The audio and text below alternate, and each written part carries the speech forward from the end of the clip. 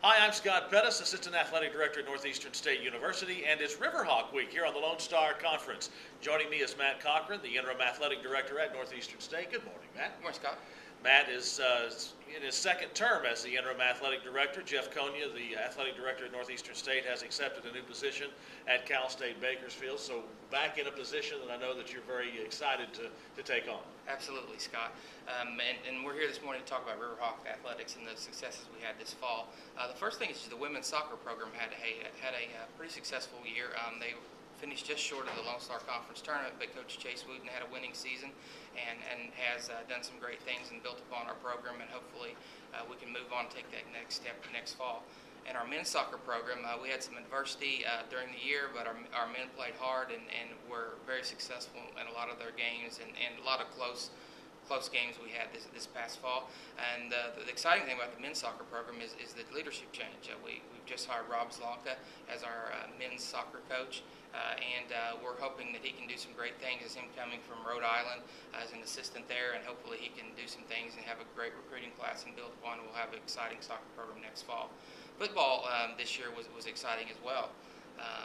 We had a building year and had our first winning season since 2001, and we're 5-1 in the Lone Star Conference North, and we're North champions. And so we're looking for great things. And once again, we're in the middle of the recruiting season here with junior college recruiting and the freshman recruiting coming up in February, and hopefully we'll be able to build upon those successes and hopefully and fight for a regional spot next year. We're very excited about basketball here at Northeastern State as well. The RiverHawks of Randy Gibson are ranked 13th in last week's poll. We think they may even move up in this week's poll when that is released later on this week, but off to a 5-0 start. Absolutely. The early national rankings, are just a way to promote your university. I think what Coach Gibson is looking for is just continue to build upon our successes in the region, because that's where we want to move up that regional ladder and be ranked as high as possible. We'd like to in the end of February, early March, have 7 teams here in Jack Dobbins Fieldhouse. So we've had some pretty significant regional wins already this year. Even though Drury University is not in our region, they're a very well-respected national program, and we opened their brand-new facility, and that was Coach Gibson's first win at Drury University. And also we had a home win against St. Mary's University, who was in the regional tournament last year, and then obviously we had success on the road this past weekend in our first 2 crossover games.